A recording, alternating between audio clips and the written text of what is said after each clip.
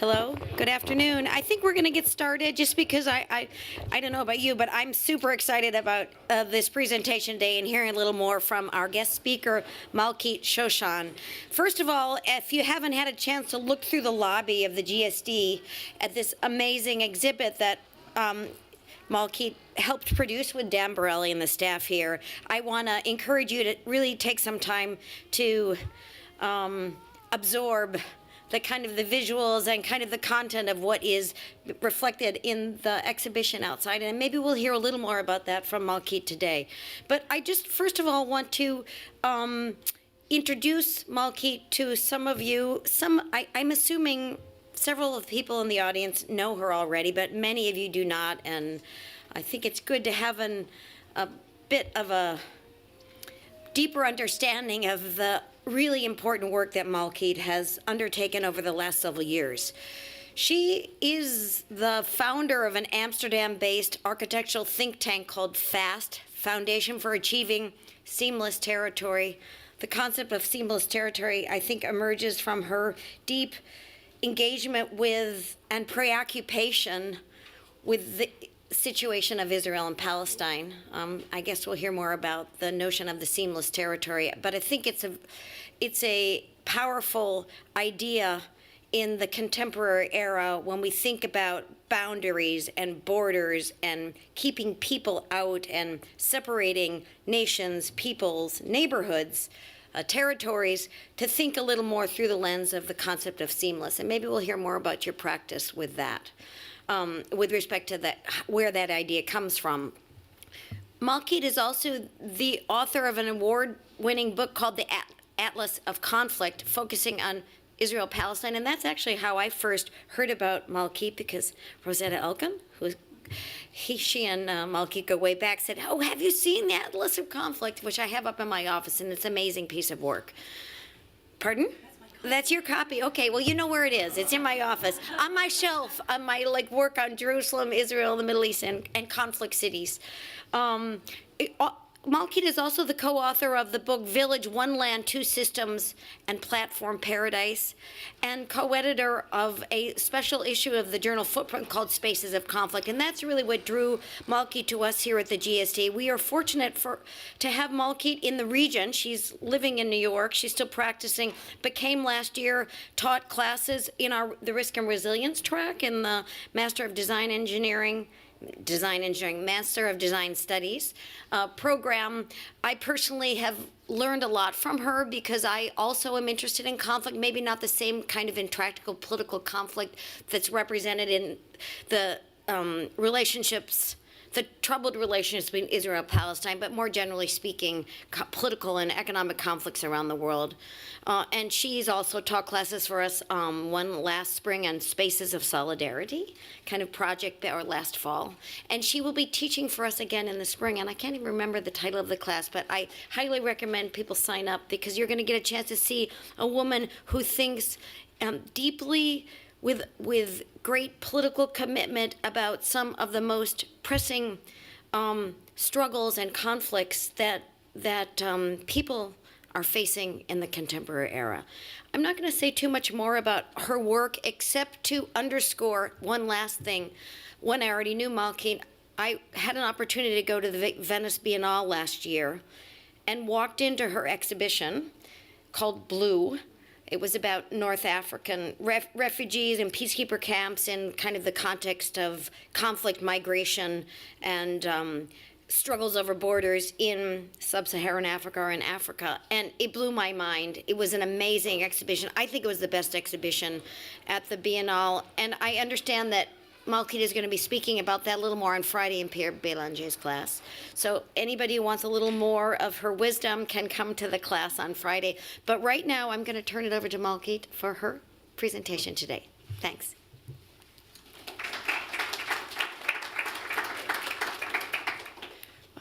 Thank you so much, Diane, for the introduction and for the invitation to speak here, to exhibit the work. And it's a great honor to do that. And thank you, David, for helping out installing this, the Border Ecologies exhibition. It's it looks very good, and I'm very happy to see it coming into life here. Okay, so the Border Ecologies exhibition that is showing now at the library includes 5 projects that investigates the diverse influences border dynamics have on the built environment and on people's livelihood. It shows it in different contexts and scales. In my presentation today, I will talk only about 3 of these projects that are taking place in Israel.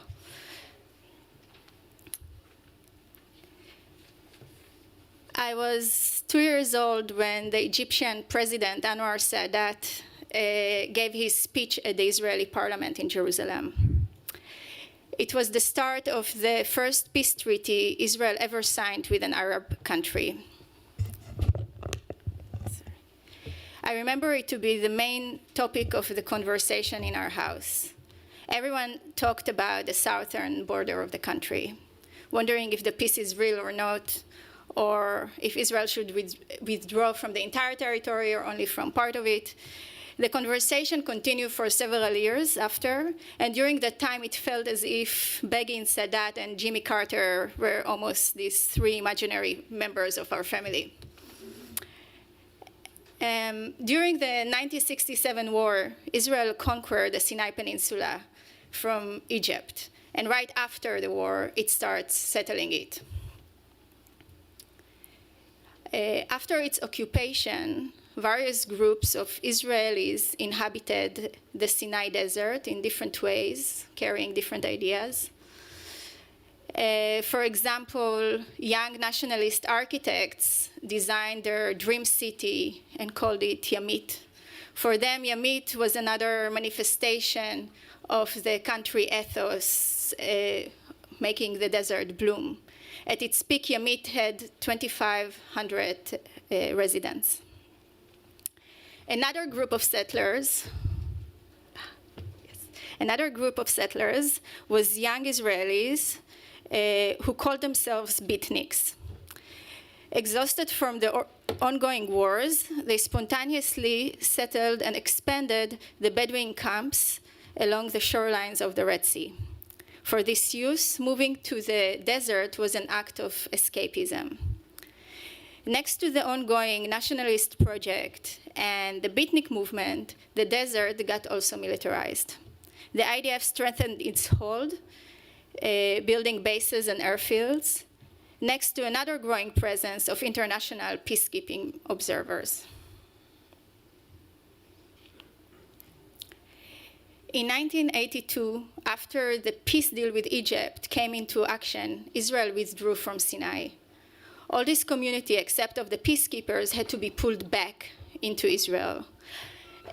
Just one note, my presentation is accompanied with maps, and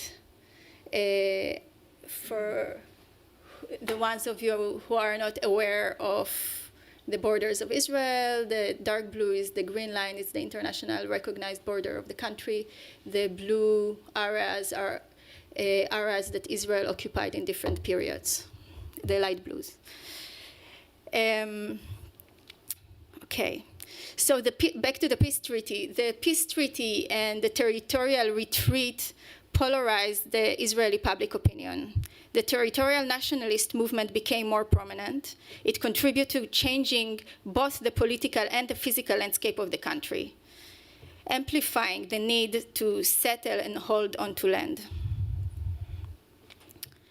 These shifting borders deeply affected our daily experiences. When borders fluctuate, they change everything. They change people's livelihood and their access to places, to resources, and rights. Today, we are witnessing a gradual collapse of the post-colonial borders of the mid-20th century in the Middle East and in Africa. And at the same time, we see the strengthening of the borders around Western countries. We see flow of war and climate refugee from one territory to another, and we watch the rise of walls and militarization of borders from Fortress Europe to the Trump big wall. people and communities are fencing themselves in or fenced out.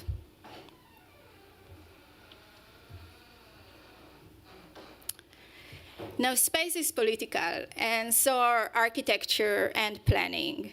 The politics of space is not new.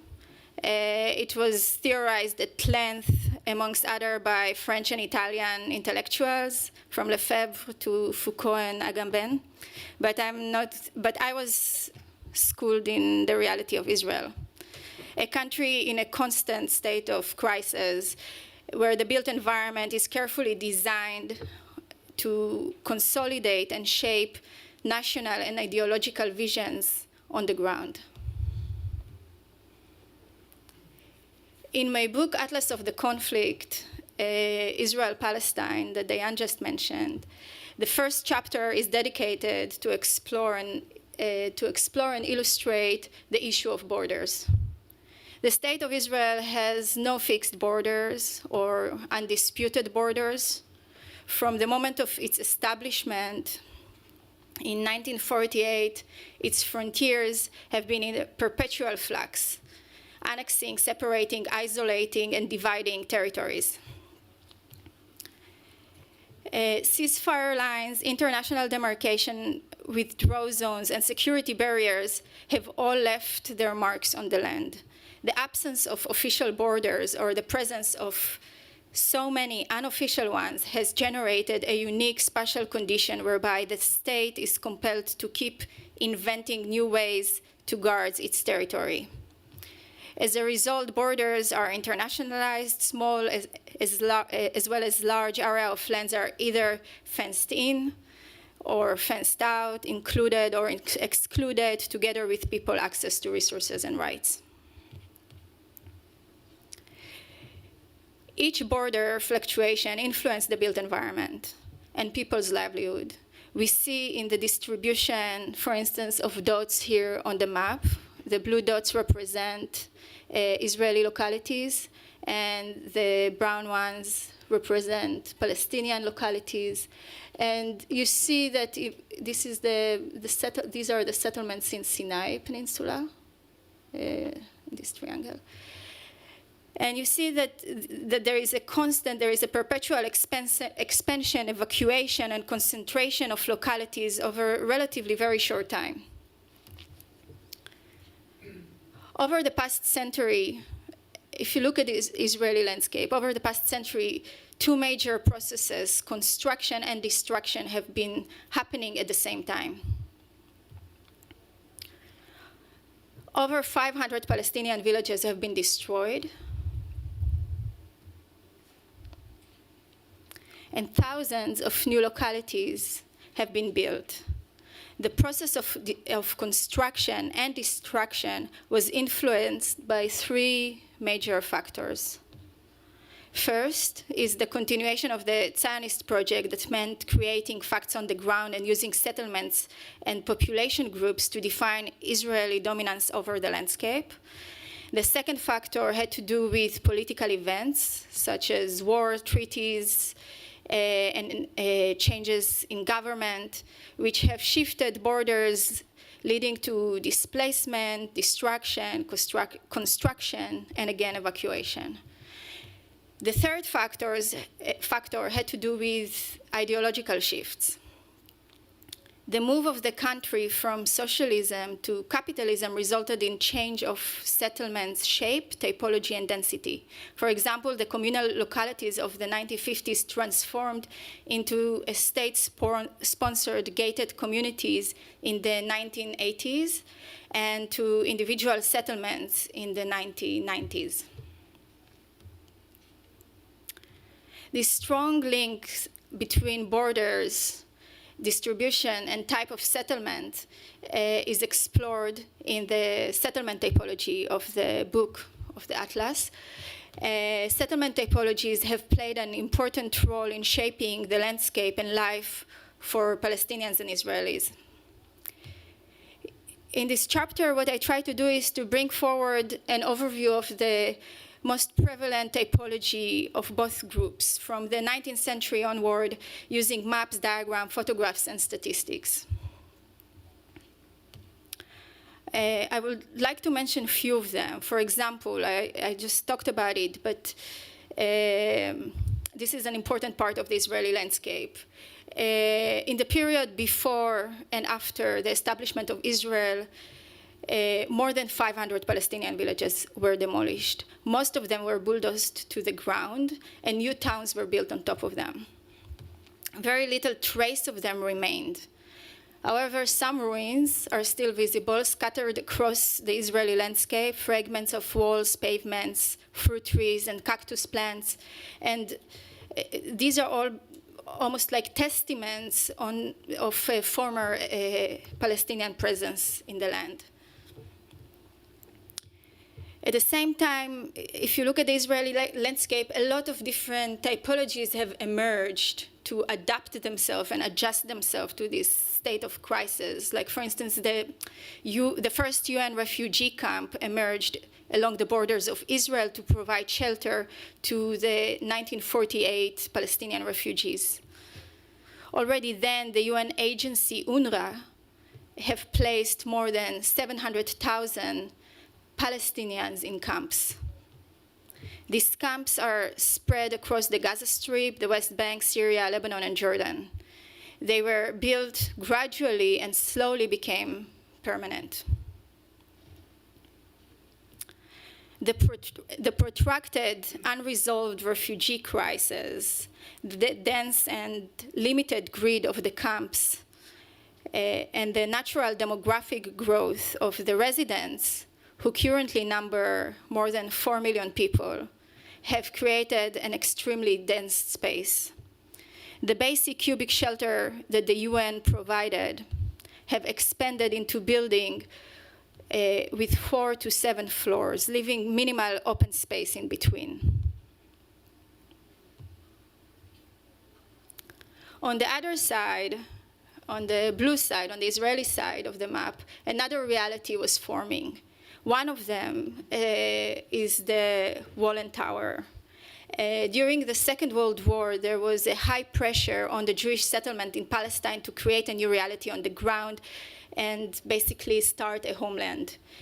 This pressure can be traced in a typology of construction also known as tower and stockade.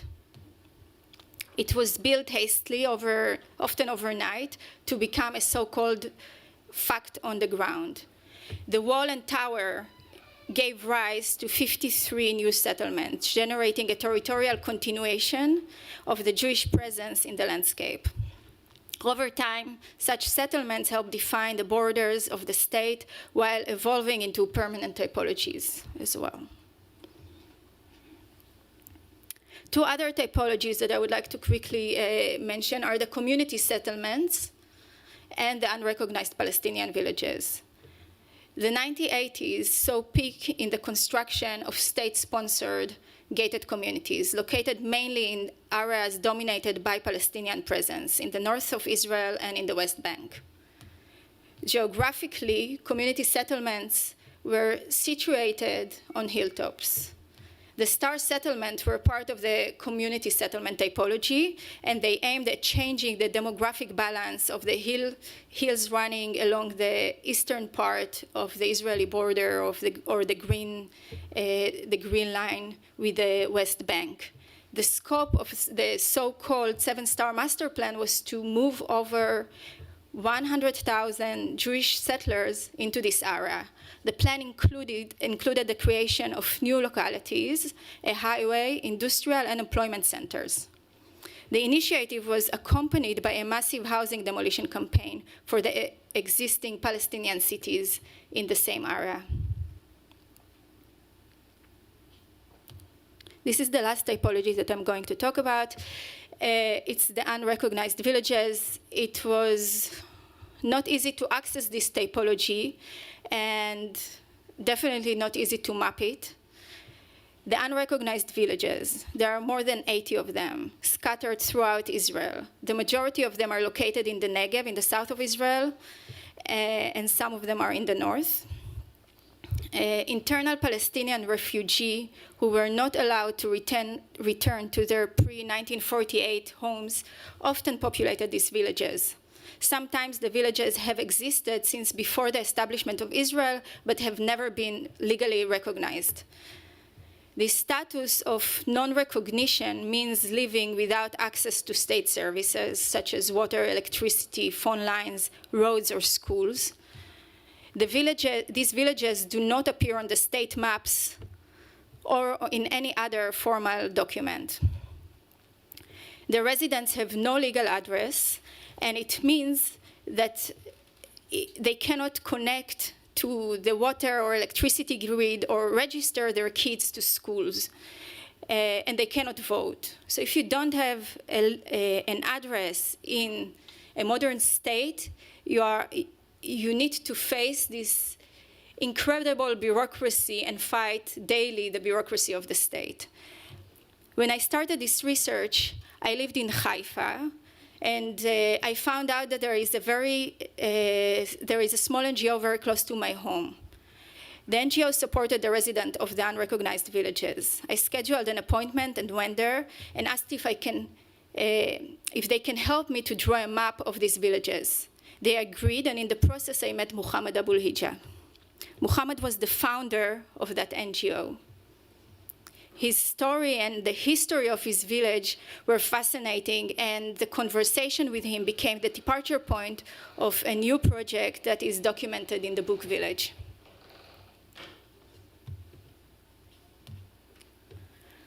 Both books, Atlas and Village, are part of the Border Ecologies exhibition.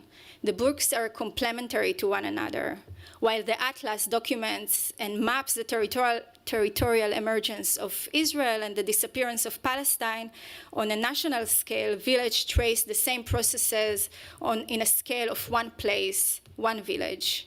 It dives into one dot on the map and extrapolates from there multiple stories and personal narratives associated with the complex reality of living in a country that is both filled with violence and a desire to live peacefully.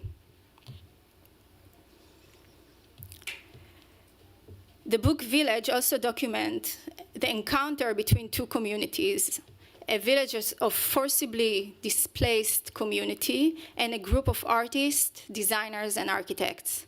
The context of this encounter is the village of Enkhud, and until recently an unrecognized village.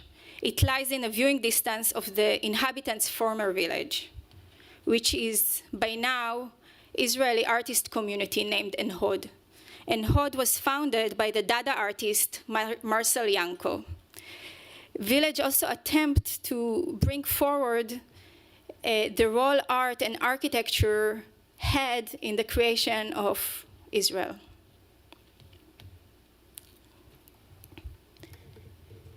During my conversations with Muhammad, the founder of the Association of 40, he told me the history of his village. He told me that his ancestor was Salah ad-Din best warrior, Abu el-Hija.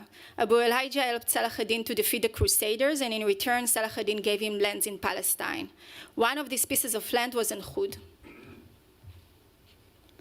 A few hundred years later, it resulted with a thriving community of 9,000 inhabitants living in a beautiful village on the foot of Mount Carmel, just south to Haifa. During Israel's War of Independence, the village, or the 1948 war, the village of Enkhud was confiscated by the Israeli army, and its inhabitants were forced to leave.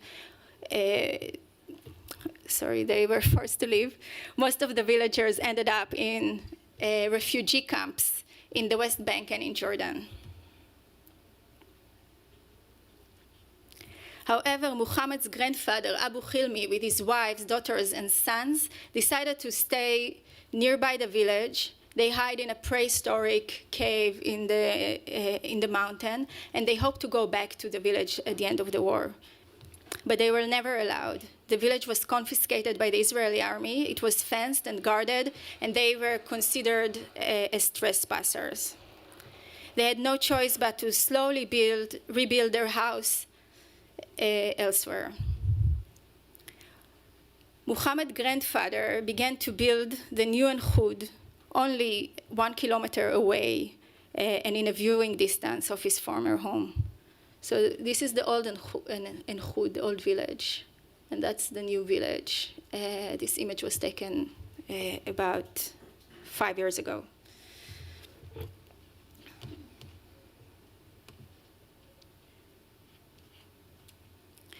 After 1948 war, the confiscated village of Enchud was used by the Israeli army as a training facility for urban warfare.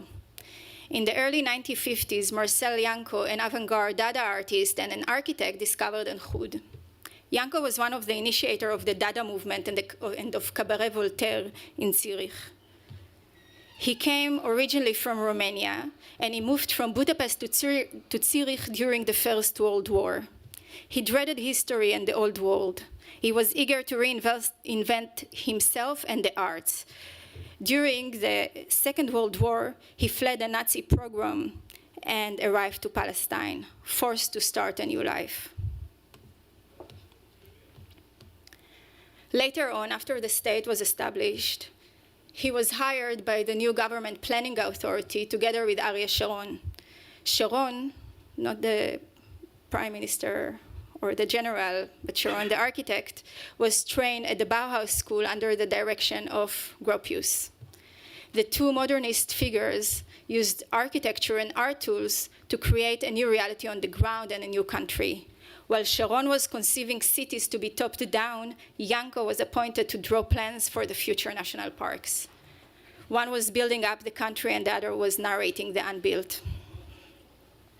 During an excursion to the north of the country, Janko, this is Janko. Janko discovered the old Palestinian village of Enchud. It reminded him of Monte Verita and of his old artistic experimentations in Europe. He fell in love in what he called the staggering beauty of the stone structures, and he asked the new government to let him turn this village into an art commune. The government agreed, and Janko invited his artist friends to join. Together, they started an art experimentation that led to the invention of the modern Israeli identity and culture. They changed the name of the village from Enchud, that means in Arabic a place of water, to Enhod, that means in Hebrew a place of splendor. They regarded the village as a found object. 30 years later, Janko admitted that Enhod was his last Dada act.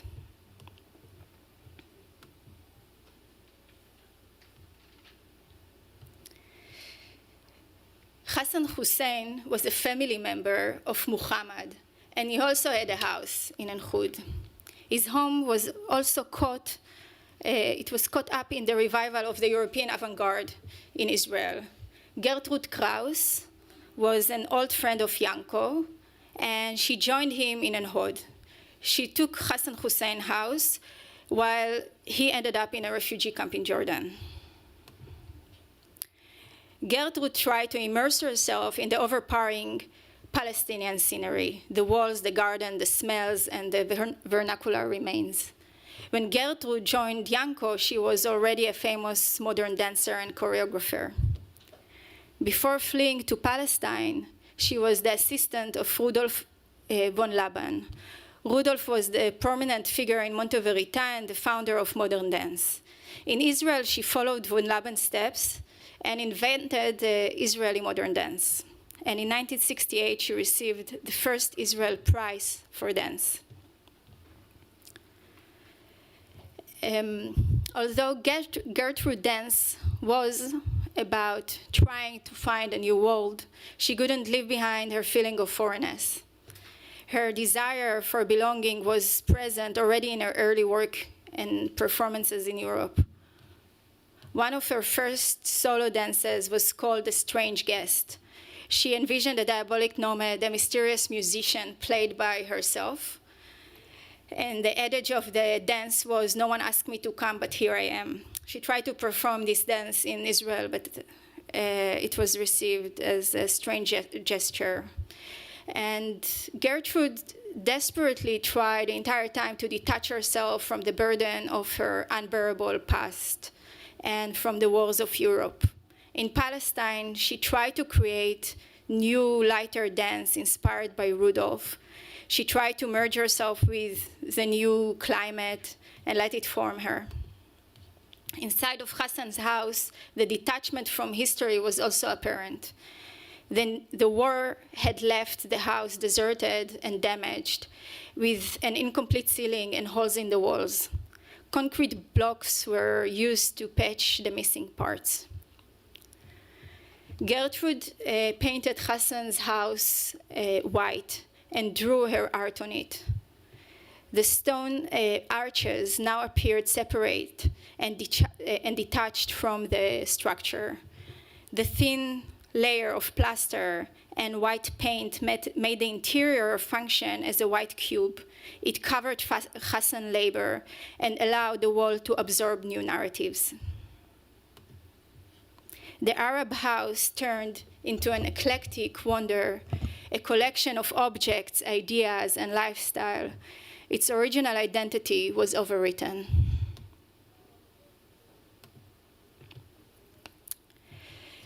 These two realities of En-Hod and En-Khud, the Israeli and the Palestinian villages, still exist next to each other. Muhammad helped me to draw the map of the unrecognized villages, and we remained friends. In 2004, when the village was recognized by the state, I called Muhammad from Amsterdam. He told me that he was very happy with the recognition, but there was a catch. The recognition was tied to a master plan. The plan was drawn by a government-appointed architect, and it constrained the village development. For instance, areas in the plan that were designated for future expansion, like commerce or open communal spaces, were already occupied with the villagers' homes. The gap between the reality on the ground and the governmental plan subjected the villagers to a new bureaucratic struggle. Now every single house had to be legalized in a separate procedure. Until today, only 2 houses in the village were legalized. These houses are also the only houses with access to water and electricity, and they try to share it with the entire village. Confronting this story, I have decided to start FAST, Foundation for Achieving Seamless Territory. FAST is a practice on the intersection of architecture, planning, and human rights. And I use FAST as a platform to experiment with all sorts of professional methods and representation formats to expose such situation. And the situation in En-Khud both pressured and inspired me and all those who were involved with the project to be creative, idealistic, and pragmatic at the same time. We try to use art and architecture tools to create and advance an alternative vision for the future of En-Khud. In 2004, we initiated an international architecture competition for the design of an alternative master plan for En-Khud. At the end of the competition, we brought together a group of experts in land law, human rights, economics, and geography with the team that won the competition. We brought them all to the village, and we started a series of workshops. And we started actually designing the plan at that moment. We worked together with the inhabitants to produce this plan, and we tried to illustrate their vision and their desires. We followed the villager request to not use this project, and this was very important all through the project, not to use this project to advance political statements that can be used against them by the local authorities. They also continuously emphasized at the same time that the future vision should have no claims over their former village. They wanted to survive and live in peace with their neighbors. We respected their concern throughout the project, and we positioned their ideas in the boundaries of what is possible, and we provided the villagers with a document that they can use to negotiate their civic rights with the local authority. It was not about justice, it was about pragmatism. The motivation was straightforward to improve the current living condition of the community.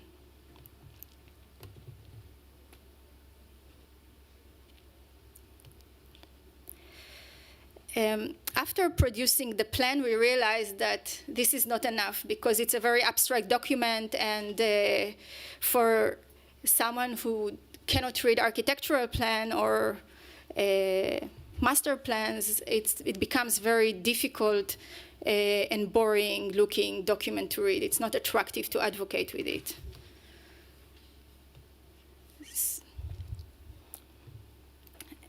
We decided to lobby the plan locally, and the main challenge at that point was how we bring the plan to life. And how we can convince the neighbors and the local planning authorities that we present a positive development not only for the village but for the entire region. Considering the history of the village, I decided to use art and art installation to mediate between the long-term vision and the reality on the ground. I asked Maurizio Bortolotti, a friend and an Italian art curator, if he would like to help me realizing this idea. He agreed, and we started inviting artists to join us in the village. For everyone, the context was very compelling. The artists remained in the village for weeks. They were hosted by the local families. We didn't take hotels. And they submerged themselves in the village daily life. Together with the inhabitants, they slowly start creating new spaces in the village. Map Office, one of the Map Office planted the gardens. I'll just show you quickly some of the work. Thomas Saraceno and Museo Aereo Solar inflated a beautiful space that was assembled with the children in the village. Deborah Solomon enacted a local market. Yona Friedman designed a series of installations that were realized in Enchud. One architecture marked the village resort overlooking the Carmel Mountain. Their installation was situated inside an active military fire zone that surrounds the village to this day. And the project roadmap by Multiplicity was installed inside an illegal and under construction home. Other works include a presentation by Dan Graham in a small cabin at the playground of the village improvised schoolyard, and an embroidery work by Biren Strik and Nasrin Abul Hija was made together with the women of the village. We launched the alternative vision or the expansion of the governmental plan with a festival in the village. We inflated a communal structure and animated it with a program that, again, we curated with the villagers. We hosted a magic show at the request of the children of the village, and we projected movies at night. We had ideas about which movies to bring, and we had a whole list, but the teenagers of the village took over, and they preferred watching old American Westerns and karate films. We invited Carmel Sela. I don't know if any of you speak Hebrew. A very ironic name. We invited Carmel Sela, the head of the regional council of the Carmel region, to open the festival. Both Muhammad and Carmel gave speeches sharing their vision for the village. Muhammad's speech started with a quote by the father of Zionism, Theodor Herzl, saying, "If you will it, it is no dream." And Carmel Sela, the head of the regional council, promised to allocate resources to improve the infrastructure of the village. In the summer, I visited Enchud the last summer, and I went to Muhammad and see his kids, his grandkids, the village, and I showed him my kids. We shared experiences. and life, etc. And I wanted to see what type of development took place at that moment in this, like since the last time I was there. And it was nothing. It's all the same. It's like no matter what we did, it's like the system overpowered us and all those who try to somehow contribute to a change. But Muhammad told me, don't lose hope. Stick with us. We continue to advocate the story. We keep telling the story. So still, till now, only 2 houses got legalized in the village. Okay, so the last project that I'm going to talk about is ZU, or the letter Z, just after Zionism.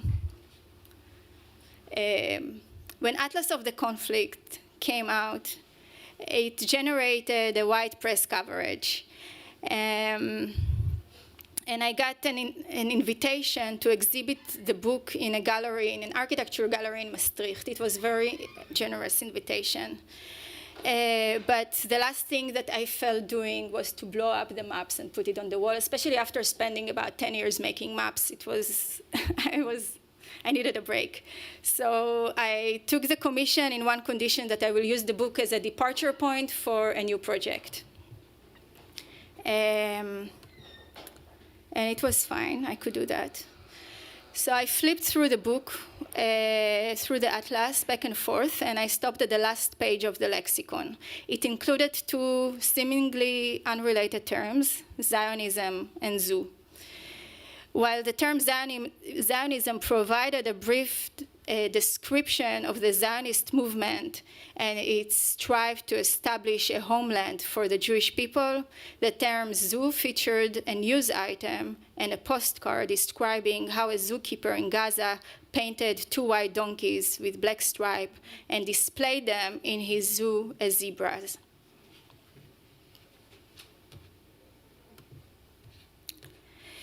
The zoo entry to the atlas came at the last moment. Just before the book went to print, I had a dinner with Khaled Khourani, a great Palestinian artist from Ramallah, who visited the Netherlands. Khaled wanted to borrow a Picasso artwork from a Dutch museum, and with that, he wanted to launch the first art museum in Palestine, in Ramallah, the only artwork. He did it, and the entire process, which is an amazing book, is published and described in a book that dedicated to this project. It's called Picasso in Palestine. But on his way back to Ramallah, he left me with a postcard of the Gaza zonkies. The story was so overwhelming in so many ways that I decided to include it in the atlas and end with it, the lexicon, but I forgot about it. So when I was asked to do the exhibition, I revised the material. And I decided to start a new research just on this last page, just on ZU and Zionism. This is what I'm going to do. This is going to be the project that will come out of this from this invitation. I realized throughout the research that both terms, already in the beginning of the research I realized it, that both the terms, or more precisely the urban zoo and the nation state, can be traced back to the age of reason, or to the epoch of classification. Looking at the transformation of the donkey into a zebra from the perspective of the Enlightenment period, one rather quickly realizes that something went here terribly wrong.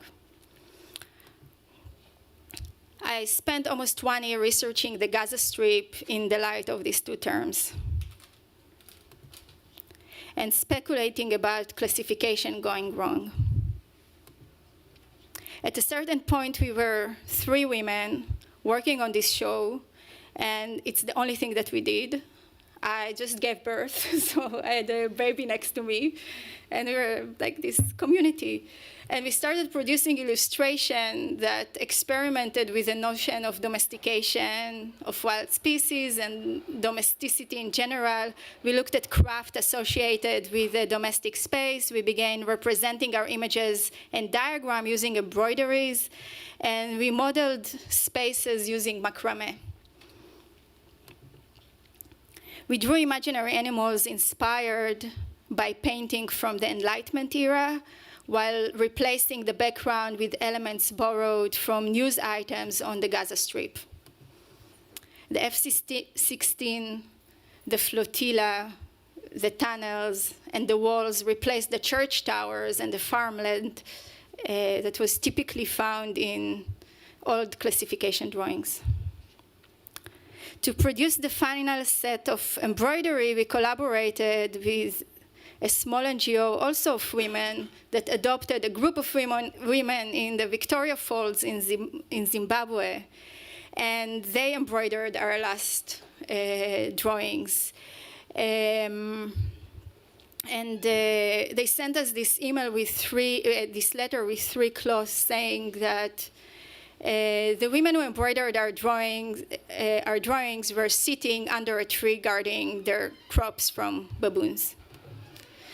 We collaborated with a Dutch fashion designer, Connie Groenwegen, on the design of a soft pigeon cage. And we turned the architecture gallery into a menagerie. Sorry. And we completely engaged with the notion of a paradox. The animals in the exhibit included donkeys, rats, and pigeons, and they were cared by an activist from the Animal Liberation Front. The zoo was designed as a cage that is transformed into a house. The house walls included a density map of the Gaza Strip. The square shapes of the diagram were used to form both windows and cages. On the other side, we had sand and an archive.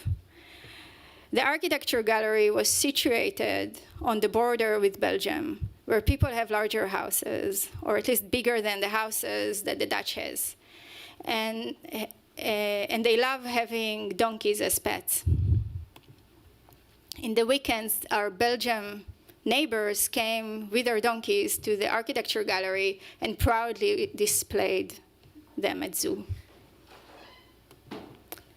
While working on the project, I contacted Mahmoud Baragout, the zookeeper from the Maraland Zoo in Gaza, through Facebook.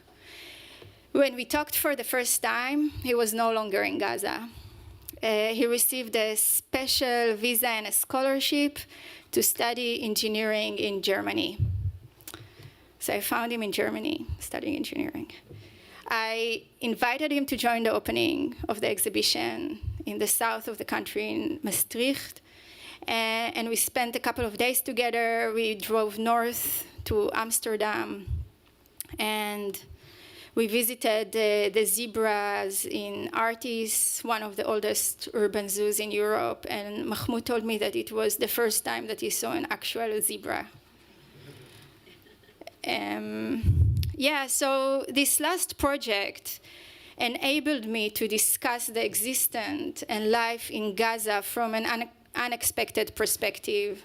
I was not attempting to be politically correct, not at all.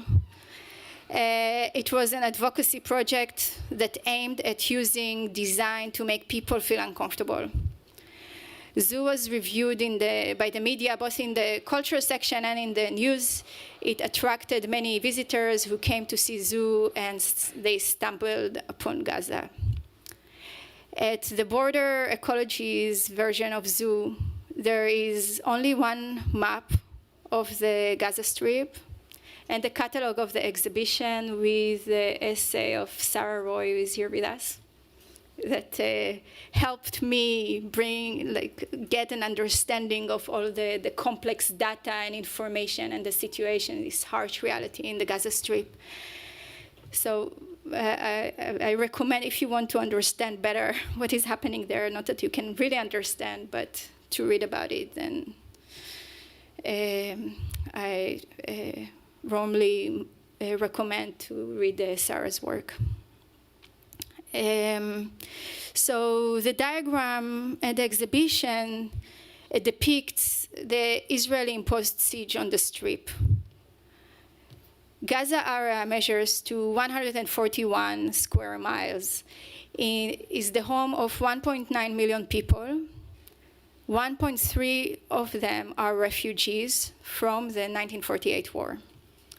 Gaza is surrounded by a big wall, a 25-foot high barrier that runs along 38.8 miles of land. Its 12 miles coastline is controlled by warships and drones, and its airspace is restricted, and its airport was bombarded multiple times during the recurring wars. Throughout this project, the complexity that was extrapolated from the action of Mahmoud, who turned a white donkey into a zebra, engaged and addressed a wider conversation on architecture, colonization, modernity, and war.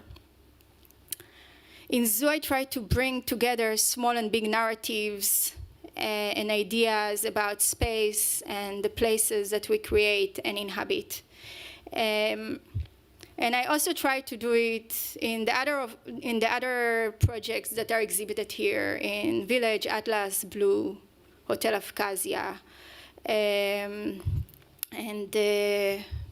Yeah, you can visit the exhibition or read the books that are accompanied to the work, with the work to get a more insight of the processes and the projects. And lastly, Diane, you mentioned it. On Friday, I will talk about and share the project I'm currently engaged with. It's called Blue Architecture of UN Peacekeeping Missions. It's a long project that tries to map and make visible the impact and footprint of UN peacekeeping operations on the built environment, on a natural environment. And at this moment, we are working with UN agencies to try to develop indicators to how to measure this footprint in order for them to be able to engage with it and develop policy that can change some of their footprints. That's it. Thank you.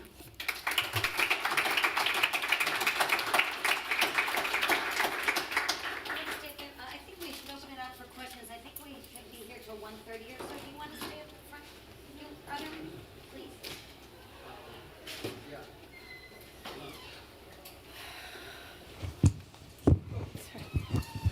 Thank you, Malkit. That was very interesting. I come from Israel, and I support your framing the illegal, immoral, and strategically misguided notion of building settlements. And you're working in Hod. Next time I'm in Hod, I'll try to go to Hod and see what's there. However, there are many pieces missing from this presentation in terms of context and some balance. And I have a few points. Just feel free to. I can read all of them, and then you can answer all of them if you want. We want to keep questions, so make sure it's not too long. So I'll make them. So I'll just read all of them briefly, and then you can respond to whatever you want. I grew up in a mosheva. The moshevot were actually purchased, not occupied.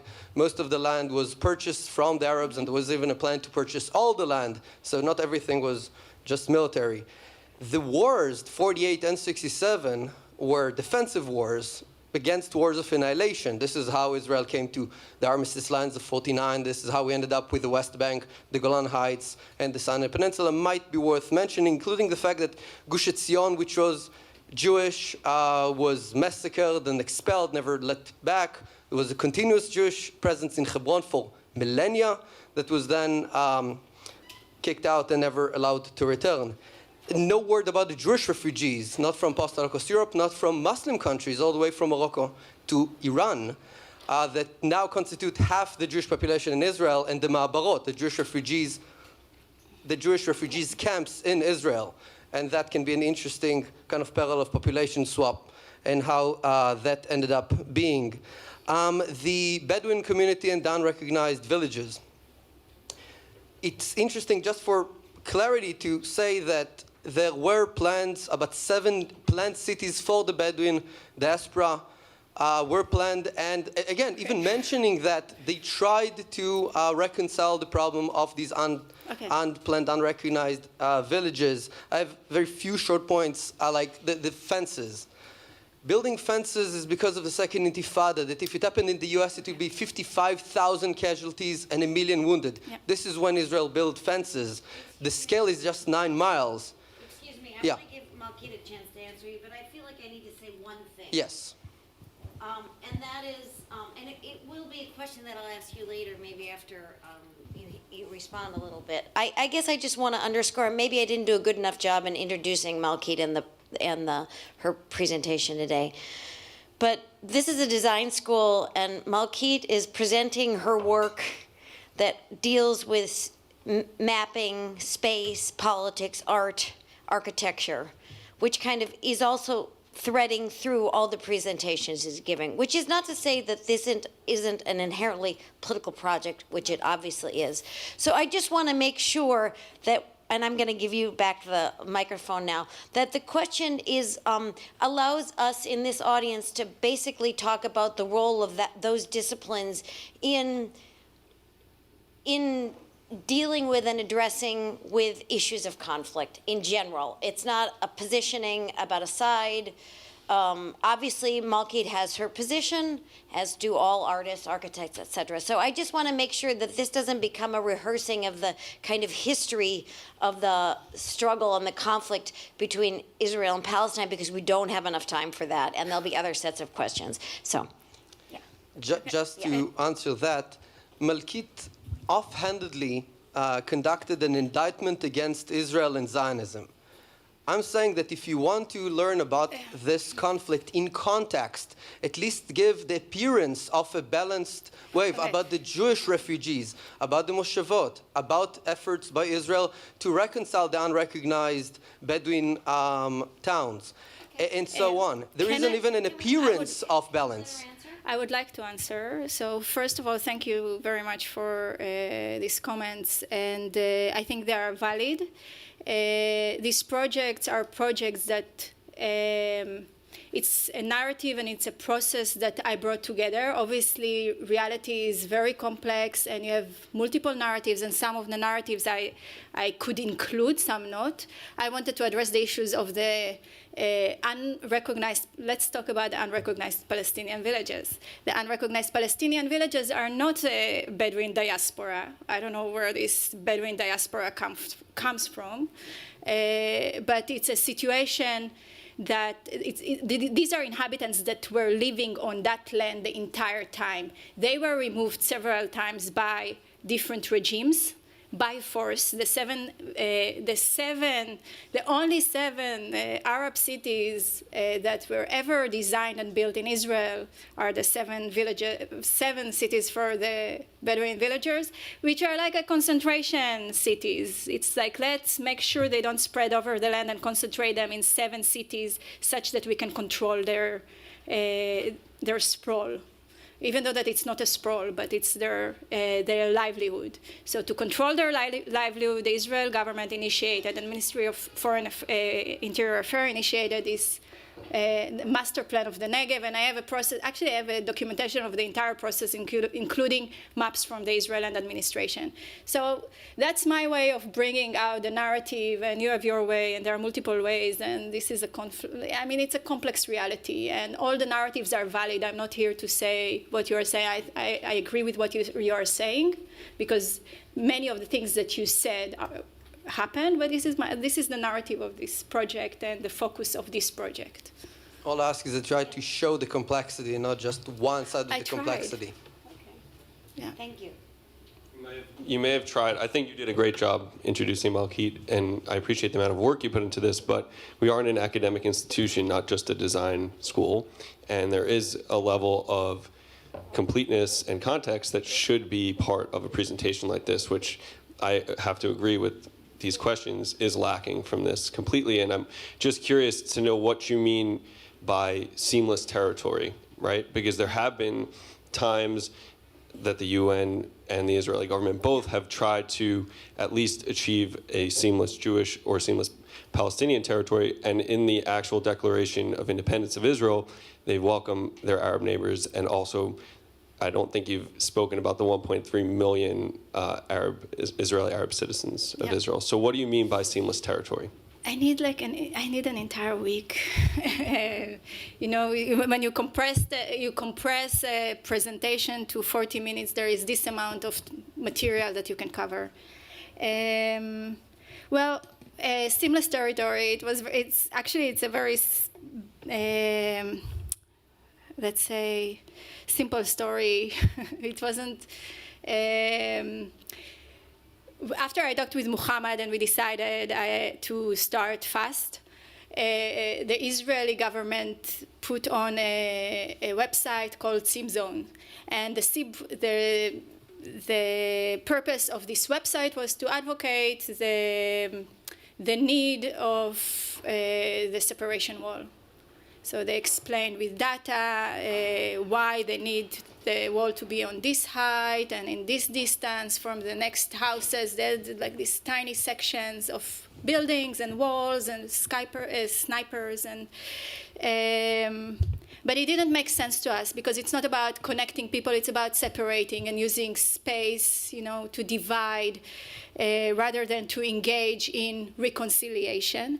So for us, the seamless territory came as a counter position to the Sim Wall website that Israeli brought up. I'm going to jump in here for a second. I think that was a great question about the seam, and I made something of that in the introduction because I have a slightly different way of thinking about the seam.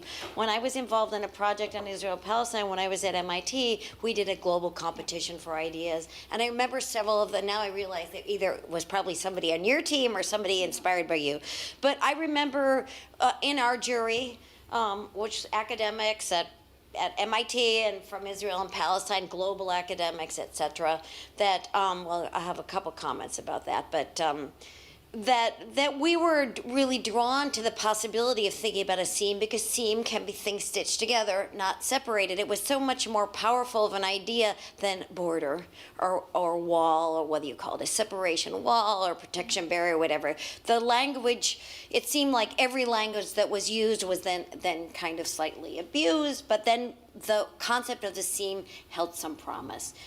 I don't hear people talking about it so much anymore, but it could be something that we could start more of a conceptual interrogation of it. Not just, let's talk, we're having next week, a week from tomorrow, an architect from Berkeley talking about the border between the U.S. and the United States. So the concept of the seam, I know you have a particular critique of the Israeli government's use of the concept, but I do think that calling attention to these different ways of, these different concepts that we can deploy to understand divisions and conflicts is a really important thing.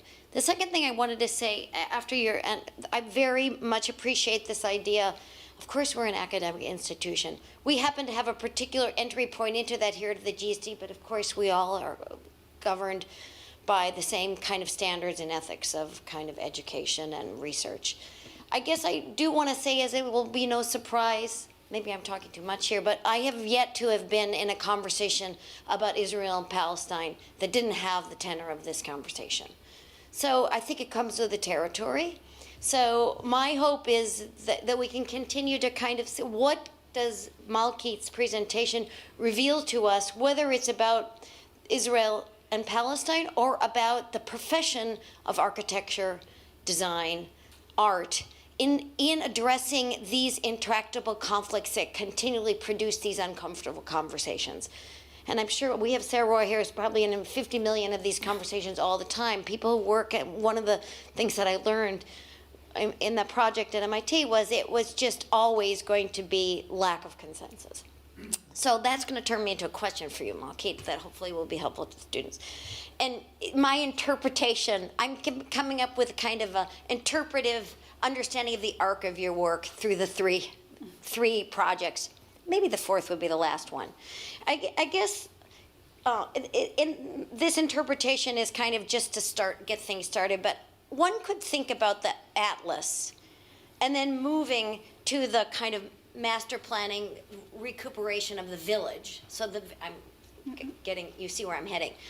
The atlas, the village book, and then the most recent project, the zoo project, as kind of an arc of efforts on your part to confront what you see as a problem in the relationship in Israel and Palestine, with the first stage being kind of knowledge generation, with all the mapping over time and just kind of laying out, as you call them, the facts on the ground, but kind of really historical analysis to reveal to people who wouldn't have access to those maps necessarily really what has happened to the territory.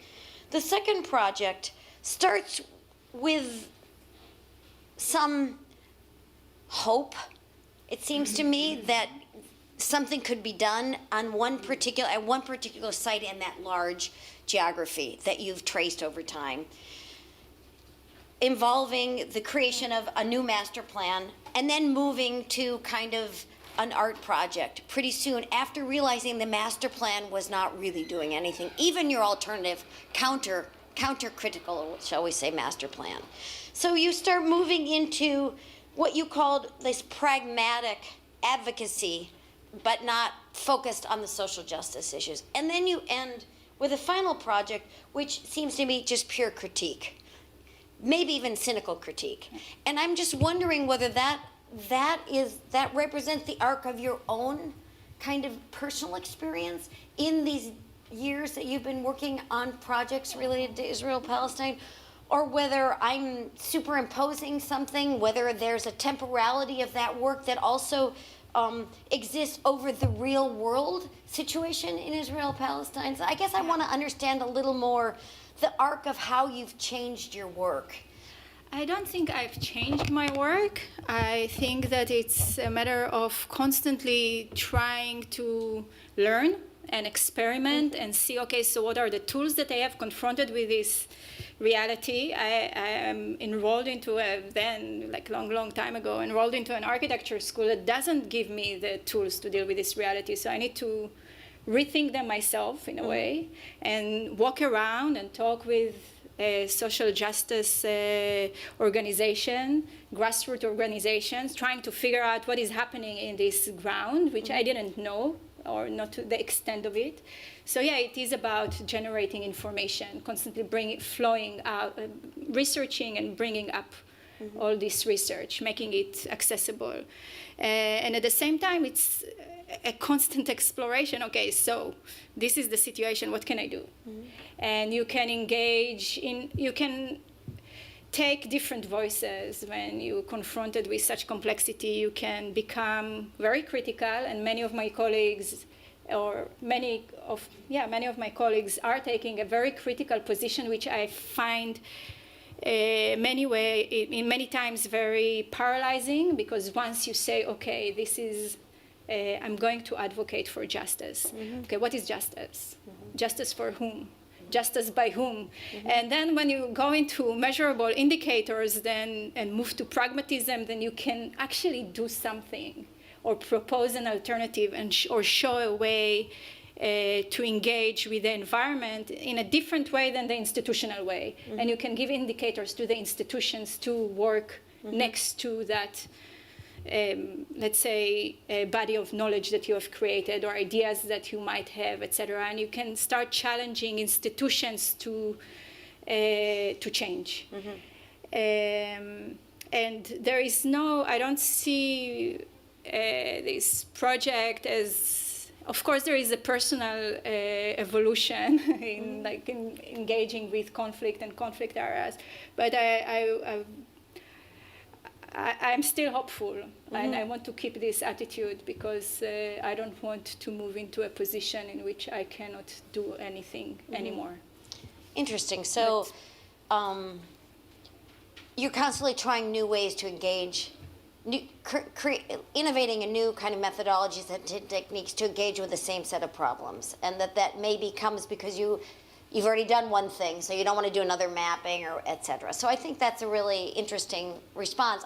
The reason I want to pick up something, and I don't know if we have students here in the Master of Design Studies, but it seems to me that I could say that your first phase was like the ULE phase, like the large mapping. The second phase is kind of the risk and resilience phase. Oh, well, we want to think pragmatically. We want to actually do something. We don't want to just like show what's out there. We want to kind of move forward, have some advocacy, generate some resilience by creating some sense of like engagement with a state, even though dealing with master plans is almost impossible. And the third stage is the art in the public domain stage, which is, critical conservation is in there in the second stage with the villages. So the reason I'm summarizing that for you, I'm thinking, what should we be learning here in our programs? Do we want these to be separate? This is not your problem, but I was like, separate entry points. Or should there be some engagement across all of those methodologies and techniques? I don't know if anybody, I don't have to put you on the spot because, we've got students here. We've got Rosetta, the co-director of that. Yeah. Does anybody have, yeah. So I'm an MDes in art design and public domain. Oh, cool. And thank you. Although I don't think I need this, but. Oh, sure. Okay, the recording. So I think maybe the third project, although I definitely don't agree with the idea of Zionism and zoo being in the same conversation. I find it very insulting. But with that being said, I think that that is what gives me hope, is on this kind of micro scale of communities working together and potentially doing art projects perhaps with Israelis and Palestinians together, as opposed to taking a political standpoint and perpetuating these conversations that, as you've said, have been going nowhere for a very long time. So the third phase with art design in the public domain type work, arts work, or even the second project that you'd spoken to, which deals with things not on this large mapping scale, because I think that's a politically motivated thing in the first place, to map sometimes, oftentimes. But this whole idea of actually working on the communal level is very exciting. And perhaps in the next phase, that could be an interesting place for the fourth zone of your work to go. Yeah, excellent. And to pick up on that, I think in the concern with in the middle phase with the master planning, and being in a planning department, I understand the frustration with like thinking that master planning, even an alternative master plan, is going to do something. I completely agree with you that it has to be a document for engagement and debate and discussion, and master plans can do that, but you don't expect that to solve the problems, but you start the political engagement or discussion that solves the problem, or that starts to get people together to think about problem solving. But even in that second phase, the art dimension was really important to get people to become interested in dealing with something as boring and like top-down and comprehensive as a master plan. I think the power of this profession, and I look at it as a whole, I don't look at it as architecture, planning, landscaping. I look at it as one thing. And throughout all the projects, it's a constant navigation between scales and methods. I cannot understand how you can separate the human being that is living in an area where your project, your large master plan or vision is going to be top down on from the vision. So I think you always need to navigate between all these scales. So I wouldn't like to exclude the master plan or exclude one of the methods, but I think you need to be flexible and to have the tools to constantly navigate between the different scales. And yeah, this is where I find also the beauty in this profession, is this possibility to have not an overview, but to engage with these different systems at the same time. And through art, you can engage on one level. Through master plan, you can engage with institutions. Right. And yeah. What exactly is your audience? How do you perceive your audience? Who are you trying to convince? Ooh. Who is my audience? I'm here. I'm talking to academics, explaining my work. Most of the time I'm alone doing research or with a small office. We just got a commission from 2 missions to the UN to conduct research for them on spaces and places that no one ever researched before, that they found these methods that we have developed over the time actually important and useful to incorporate in the understanding, for instance, of peacekeeping missions. The reaction that I receive on the work coming from everywhere. It's as I said, the books or the material that comes out is covered both in the news section of a newspaper and in the culture section. So the audience is wide, and the material is accessible and open, and anyone who wants to see what we produce at FAST can just go online and see our work. We upload everything online. So, Sylvia, I can make a closing remark. Do you have a question? Hi. I wanted to ask whether you could talk a bit more about this concept of border ecologies, and why did you come up with this term, and what does it mean for you? Because I can see it somewhere, I think, in all of the projects, but I'd be interested to hear you talking about it a bit more. Yeah, sure. I think it's very difficult. I think it's part of the conversation that we just had. It's very hard to or it's impossible to isolate elements from their contexts. And once someone, in the context of this, once someone design a wall or implement a wall that cuts through the land, it's something that disturbs the entire ecosystem. You know, it disturbs everything. It disturbs both the human people's livelihood and nature. It's something that is big, and the consequences of such action should be taken into account in a broader sense of the environment and landscape, and as an ecological system that has multiple footprints and outputs, and these things should be taken into account, and very often they don't. It's like, let's make a wall, we split these 2 people, and then we solve the problem. And that's not the case. I think this is what I try to advocate, is let's look at the system in its entirety.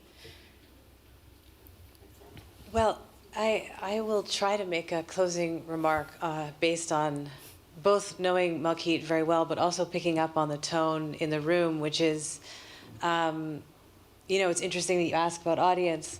I think if I may, in many respects, the way you work is deeply personal. So at first or before it's a public audience, it seems to me that it's your own interest in paying attention to something that develops into a more public project. So you could say that, the get-go is that you're your own audience, which is what actually laminates the work to a much more of an artistic practice. In this setting, Malkit is not an academic. She is not coming as the professor of whatever from Manchester. She's coming as the, the director of FAST, who really has an art practice that she developed because. And in a way, you saw how policy becomes spatially programmatic, and it affects people. And you saw that in a place that you're from. And so it started in a deeply personal way as an architect, and it has escalated. And in that escalation, I think that's where my comment lies, which is to most of you, I think, who are MDes, which means you're in a post-professional degree, you're looking to bear down on something. You're looking for development more than ideas. In many ways, Malkit had one idea, but she has developed it over and over and over at different scales, with different projects, with different people, in different environments. And it's that kind of paying attention to something over, 15 years. When the Atlas came out, when I knew you, wait, I don't know, because I don't have the book in front of me. Is it 2004? But when did you start working on it? 2001. 2001. Okay, so as an architecture student, and so to take a trajectory from 2001 to 2017 in this room, and to be able to spend that kind of deep attention and change your mind along the way. all the time, as far as I know. And as Malkit changes her mind, she tries to reveal something else to a public. That means excluding, it means laminating and delaminating along the way, but it's quite a personal, it's to me quite personal. And I think if many of us could spend that kind of deep attention on our own personal narratives, experiences, contexts, and politics, we would even be articulating a different kind of methodology rather than I'm borrowing the quan and the quant and whatever my method is, and I can put it on paper and it seems to be a checklist. You're designing a methodology, you design a practice, you design engagement, and that's really where the heart of the project itself lies. And I use the term design broadly. So for that, I hope, at the very least, it's an inspiration for how we work and how hard it is to describe how we work as designers in an academic setting. Thank you. Thanks. Great. I just want to say that I want to, I hope that those of you who are here and your brother will come on Tuesday when we hear Professor Ronald Rael, I think he's a Mexican-American, talk about the border wall between the United States and Mexico. It will continue some of the themes that you've laid on the table for us. I totally agree with Rosetta, this idea of personal, actually the personal passion behind your projects. And I'm saying that about myself, and I've been in this game for a long time as a professor, but all of you who are maybe finishing some of the degrees, this is absolutely central to kind of the power of your work. If it's abstract, it's going to be obvious, right? If you really could care less about the topic that you're writing about, it's going to be clear. And so you have done an amazing amount of, and I love the way that you have actually shifted your entry point as you're constantly looking to reveal other ways to engage for yourself and to other people with the issue of Israel-Palestine and border and conflict and peace, which is this latest project. So thank you, Malkit, for Thank you.